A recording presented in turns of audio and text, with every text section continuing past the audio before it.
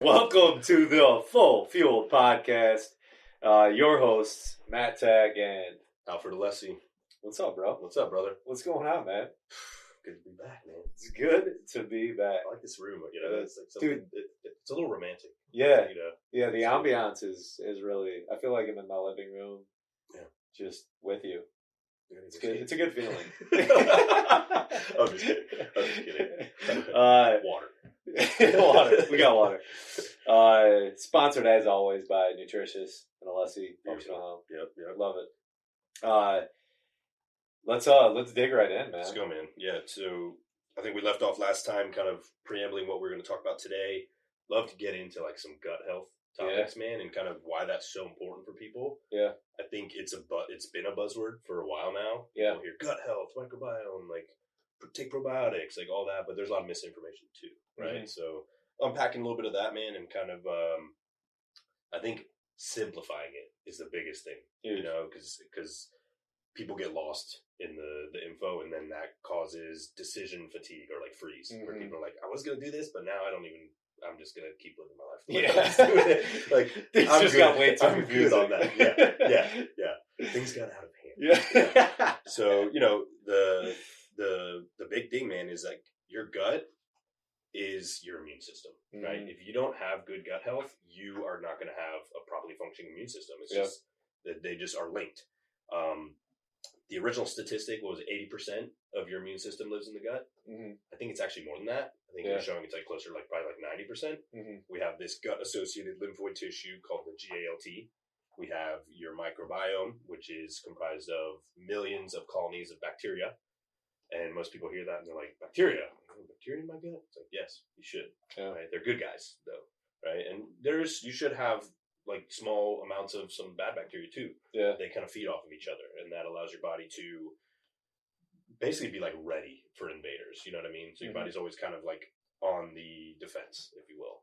But I mean, let me ask you this: what are some of the biggest things you hear, or I guess questions around like gut health that the modern person probably has no idea? Yeah, I mean, that's me. You dive into the deep research, you know, as you should from a doctor's standpoint. And then it's like me that, hey, I want to feel better on a day-to-day basis. Yeah. Like I want to operate at a very, very high level.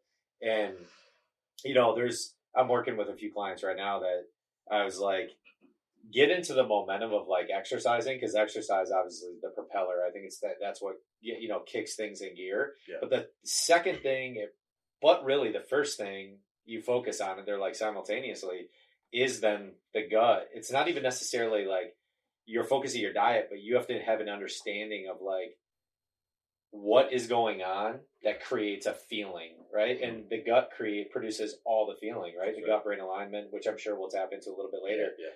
But, you know, for me, it's just the propeller is just like that activation of movement. And then what then is the gut? Like, what is it? And you explained it at a very rudimentary level too, as far as what is comprised, and then specifically the gut microbiome. Yeah. And then, you know, as Jim Quick says, your gut is technically your first brain. Like that's what creates all the emotion in your body. Like that's going to dictate how you feel that day. And so like, if your gut's like off, you're probably going to feel a little crummy that day. And then your attitude probably is, you know, I mean, you can dictate that and maneuver that a little bit, but like your attitude's probably going to be like, man, I'm not feeling it today. Right. Yeah. And you can't even like verbalize it. Something's off. Yeah. You don't know what it is. And I'm glad you said that, the gut-brain axis, because it's a two-way street, right? It's not just like one influences the other; it's back and forth. So there's like this synergy. You know, a lot of your positive neurotransmitters are produced in the gut, like serotonin, dopamine, that kind of stuff. Yeah, produced by the colonies of bacteria, right? So they digest food, they break down food, and they use metabolites to then create those hormones or those neurotransmitters. Vice versa, you know, and I see this a lot with patients who come in with really high stress, right? They're grinding 9 to 5, they have kids at home, and their stress levels are just 10 all super the time. High cortisol levels, And they're like, why do I have diarrhea all the time? Why do I have this like feeling of like an uneasy feeling in their gut all the time? And it's, you know, a traditional doctor is going to just say, oh, you have IBS, take this medication. It's like, well, what's causing that, right? IBS is like a psychosomatic thing. It's basically your stress levels and your body being in this elevated stress state for so long disrupts the gut, right? And that's what leads to those, like, I'm about to crap my pants, I'm so nervous kind of feeling, you know what I mean? But you can't just slap medicine on top of that because you're not really fixing the problem. So that's where a lot of what I do is like a lot of like de-stressing and, focusing on balancing the adrenals and the hormones and stuff like that. But the biggest thing with that, and I think what most people don't realize is there's a condition called leaky gut.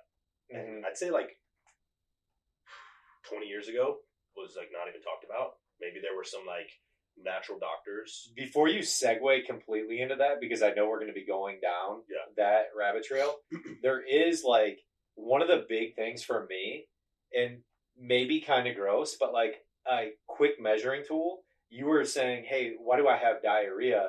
That is like something you should be measuring, right? The Bristol chart. It shows you what your poop should look like, right? I love that chart. And so when you like quick Google search, right? Yeah. And so, and what your urine should look like in that color variation of like what a healthy potentially gut looks like. Yeah. Now it is going to vary day to day because there's certain things that you're going to eat, but at the same consistently, if you measured something in a week time frame, utilize that as a guide because that's a big guide. But then, all right, now like going into the leaky gut, well, that's a measuring tool. Now, how do you fix something like that with high stress? Yeah, and I'm glad you said that because like a lot of people, what they think is normal is not normal. Yeah, like what's normal? I just have diarrhea today, 10 times a day for the last just 20 years. pies. I had a patient like that, man. He was just like that. For him, that was normal. Yeah, and I was like, dude, like I'm sorry that you've been led astray.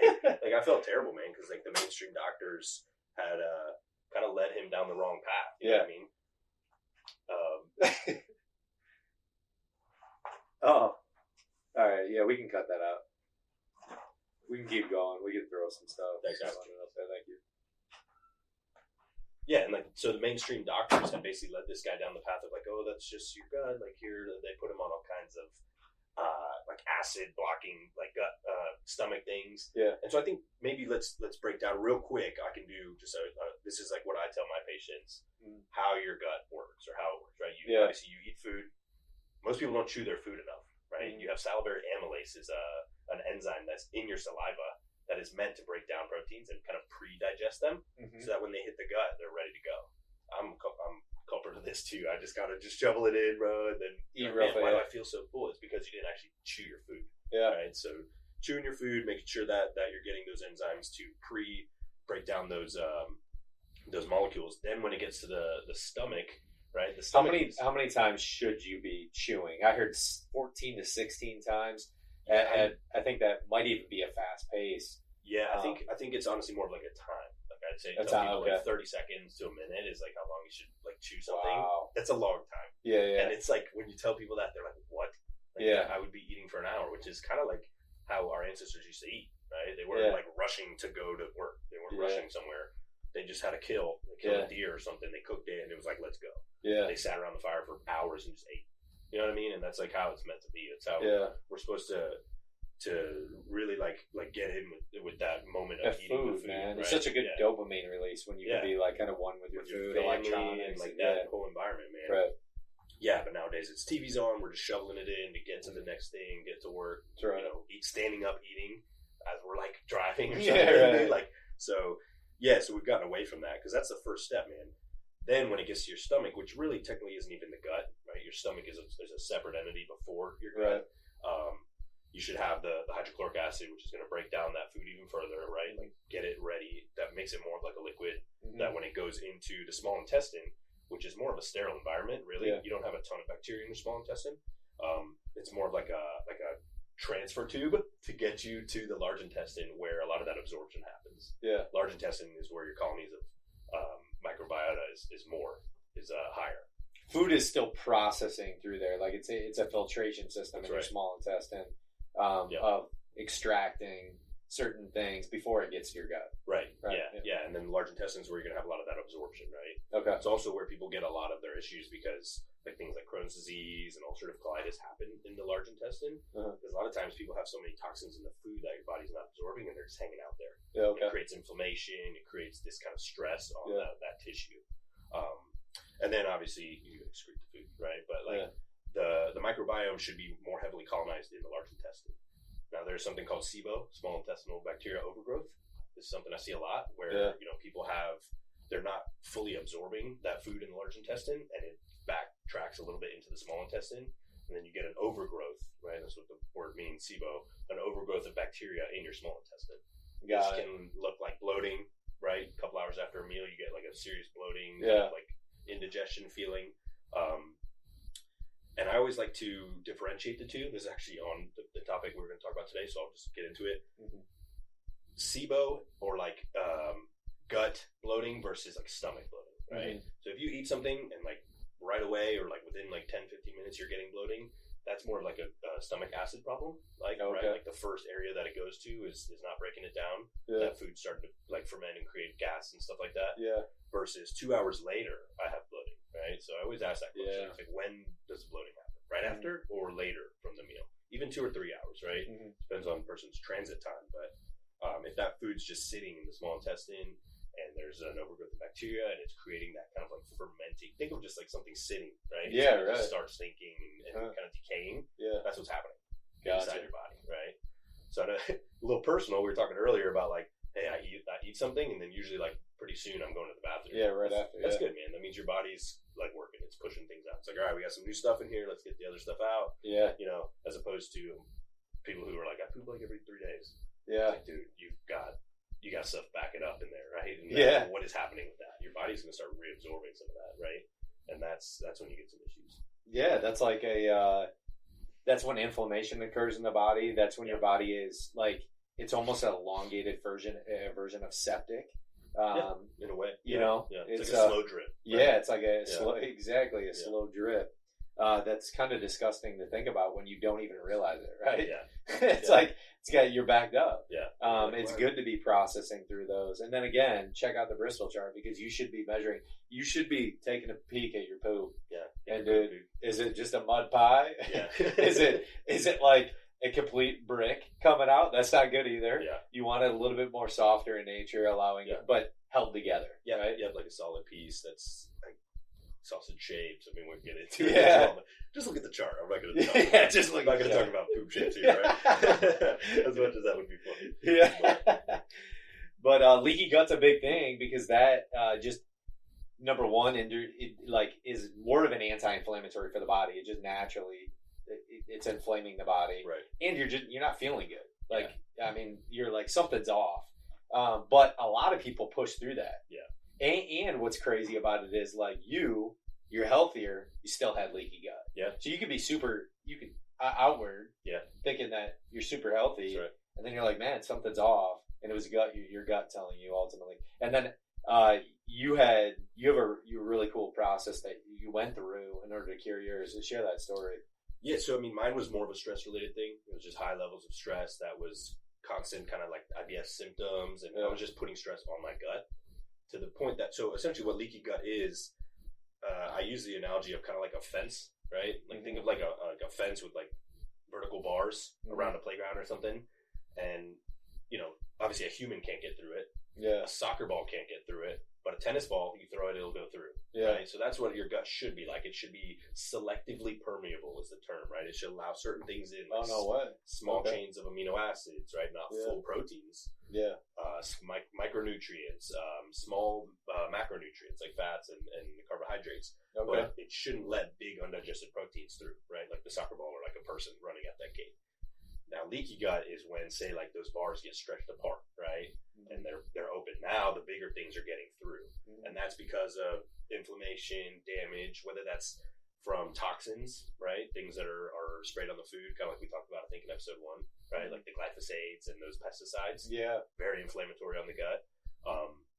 Food sensitivities, right? If someone has like an inborn kind of like sensitivity to eggs or dairy or something like that, will inflame the gut as well. And the way the gut, inflammation does is damage, right? The same way you get a cut, it turns red and it's it hurts, it swells up. Same thing happens with our gut, but it breaks down those those tight junctions between the cells. Gotcha. And that's like opening that gate or that fence.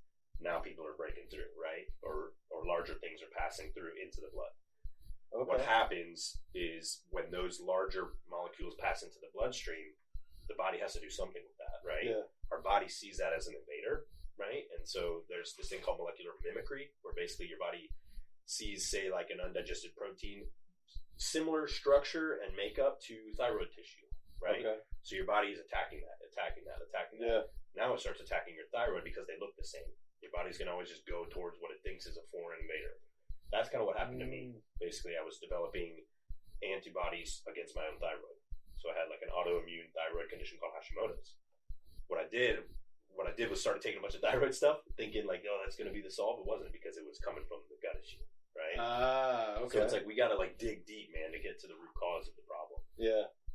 A lot of times it is autoimmune things are gut related, right? Okay. It's like, what's the first thing is what we put into our body, right? That's like always the first question that should be asked. Yeah. That is never asked at your mainstream primary care doctors, right? Like, right. Like, oh, I have this rheumatoid arthritis. Oh, here's some medicine for you. Or let's get you on this protocol of managing your symptoms. Versus, no, why do you have rheumatoid arthritis? Why is your body attacking its synovial tissue in the joints, right? On a broad scale. Yeah. That's the question I ask. It's like, why? Dig it down. Exactly. Why? Dig down. Why? And keep going until you find the culprit, which a lot of times is some kind of gut-related issue. Yeah. Right? Yeah. That's pretty interesting. I didn't realize that the gut is like almost that, it still goes to the large and small intestine, gets to the gut, but that's where the dispersion of the micronutrients happens kind of to the rest of the body, into the cell, that then goes through your circulatory system and is essentially feeding the rest of the body, right? Yeah, it's like you said earlier, it's kind of like the filter, or like that selective permeability concept is like it picks and chooses what should get through, right? And a healthy gut's going to allow what needs to get through, nutrients, smaller amino acids, micronutrients, all that stuff, and not the bigger undigested things that it's going to then excrete, right? Yeah. And that's when everything's kind of working in synergy. So then I know it probably varies, maybe a little bit across the board in terms of a client that comes into your office, like you diagnose them, they have leaky gut. You then are asking the why, but then what are 3 things that you essentially do maybe on the front side of that as protocol to say, hey, these are the next steps in order of what we're going to, because it could be stress. It might actually not be either. It might be actually their eating patterns. What are those maybe top 3 things? Yeah. So depending on what the cause is, I always like to have some definitive proof. Like I can make a hypothesis or like a diagnosis based on their symptoms. Yeah. But I'm going to run some labs to make sure, right? So there's a lab I use specifically for leaky gut. It's basically testing for antizonulin, which zonulin is the protein that holds those cells together. Mm-hmm. The tight junctions, they're called. If you have a lot of an high antizonulin score, it means that zonulin is being broken down, that barrier is being more permeable, right? So allowing things to get in, that is leaky gut. Yeah. Right? So I'd like to see something like that first, maybe a stool test if their symptoms are bad enough. Mm-hmm. And then a food sensitivity test is huge, because that's like, hey, how do we get rid of the bad guys that are causing this? So when it comes to doing what we call like a heal and seal, right? Yeah. We want to heal the gut and seal those tight junctions. You got to get rid of the bad guys first. So if it's eggs, we gotta cut eggs completely. Doesn't mean you can never have eggs in the future, right? We can heal it and get your body back to being able to process those. Oh wow! Yeah, so you can heal from. If you want to hear your question answered live on the show, submit it to ask@fullfuel.com. Check out the Optimizers program, where we build max muscle, improve longevity, and get guys freaking shredded so that they can crush it at life for as long as possible. Live full fueled. Live beyond limits, baby. Sensitivities. It's not like a food allergy. We just did that with my girls, actually. Cool. Yeah, so we had a gluten allergy. There was just a couple of things that we wanted to take a look at, but I didn't realize that you can actually remove those food sensitivities. Yeah, it takes time, right? Yeah. And it's and like diligence, right? Yeah. So you're probably going to be avoiding for 6 months to a year. 6 months is doable for sure. I've done that, but usually it's like, hey, let's just stay off these for a year, and and you rerun that food sensitivity test. Okay. And then if the score should be going down, right? Basically, your body should be not letting those things into the blood anymore, right?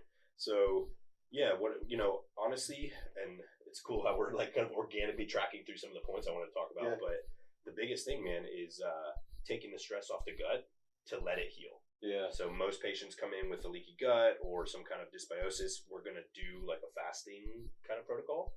Some fasting, mix in with like smoothies as opposed to full meals, right? So we'll do like shakes and stuff like that because it's easier on your gut, right? It's already kind of pre-digested. It's not putting stress on the gut to have to break that food down, but you can still get the nutrients you need, right? And it's all good stuff. A lot of herbs, a lot of enzymes and detox kind of factors to help the body maintain while it's healing. And I'd say it takes a good 3 to 6 months for someone to really like heal that up.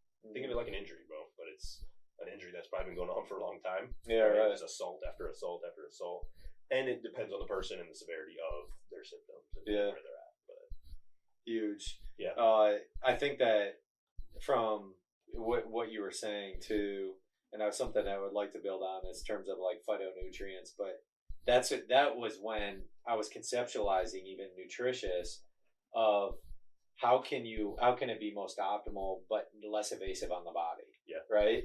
And so how do you get something a little bit more quick and efficient where it's like these ultra processed foods or something that you're putting in your body over and over and over again? I mean, I come from a family that loves snacking. Yeah. Right?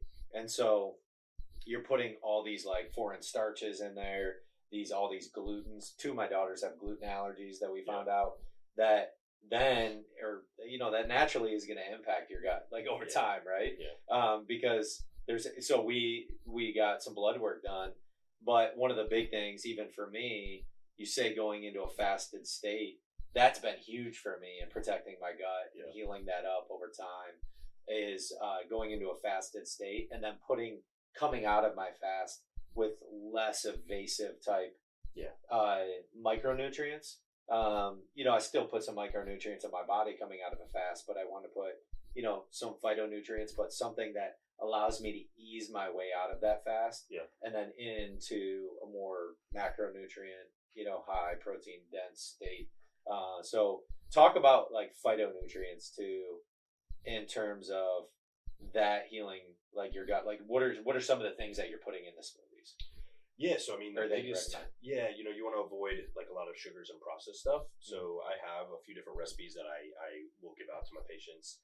Biggest one, man, is things like blueberries, right? They have a ton of antioxidants and phytonutrients that are like antioxidant, right? They're gonna scavenge up those free radicals that are causing damage and assault on the body.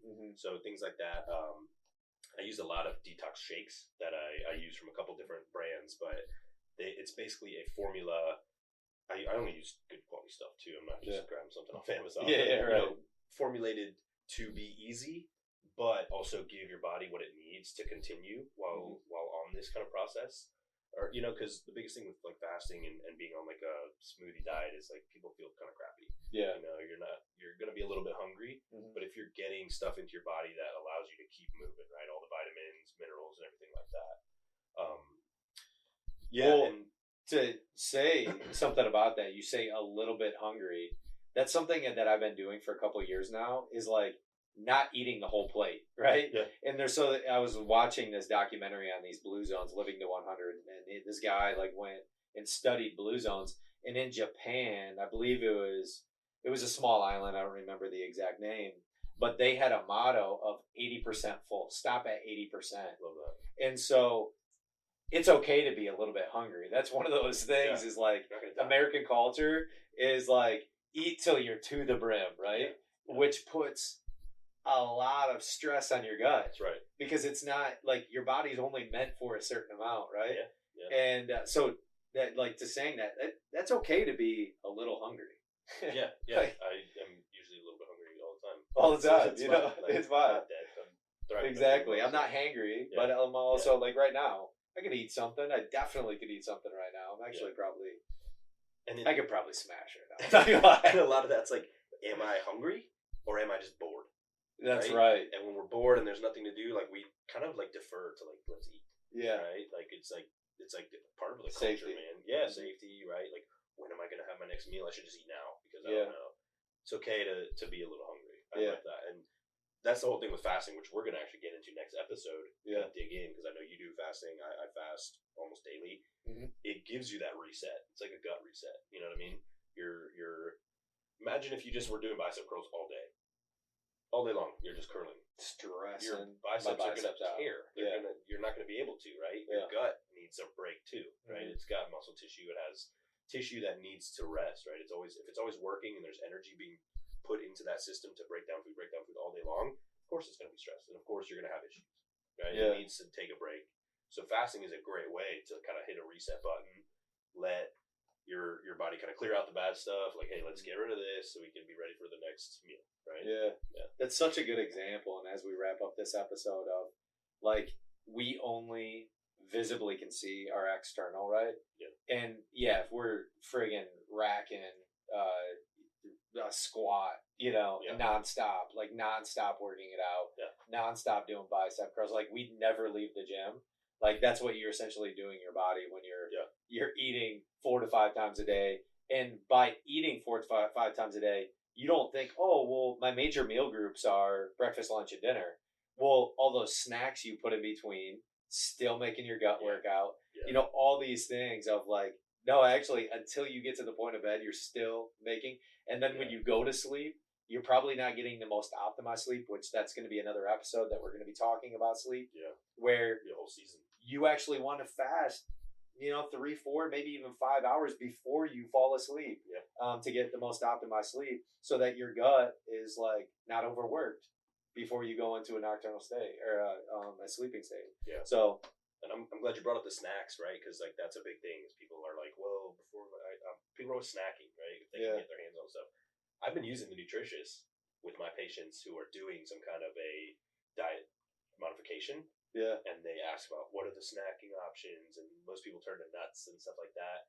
Which, again, like, it's a harder food that your body has to process and break down. So I've been using the packs, the nutritious pouches. The nutritious pouches, because it's a smoothie. But it's filled with great stuff, right? The antioxidants. You got the mushrooms, which are good for gut, brain, all of that. Everything we just talked about, and it gets people through that midday, whatever that they need to get to their next meal. But then also, like, keeping you a little bit hungry, right? You're still a little, and when you're also hungry, you work better, right? You're more optimized.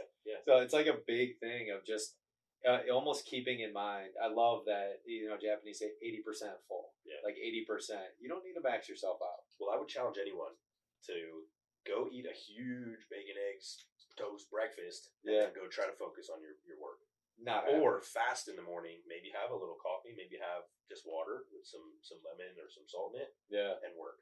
Where's your brain going to be working better? It's when you're fasting. That's right. Because now most of your energy can go up there. You got blood flow to the brain. I like the coffee. It's like a nice little hack to get you to the fast as well. Yeah, it's a nootropic. Yeah, you're not having to divert as much energy to processing that massive breakfast you just ate. Cool. Yeah. Dude, it's phenomenal. Love it. Yeah. Really quality stuff. I think a lot of takeaways there too. Yeah. And then just you giving a lot of basic understanding of what things look like. I think that was huge. What are we talking about next episode? Next episode, we're going to dig in a little bit more to fasting. I think kind of like how to do it, how to start for people who are maybe a little timid or scared, and I'm super pumped. Yeah, and some of the benefits. Yeah, let's do it. All right, man. Well, we out at full fuel. Live life full fuel. Let's get it, baby.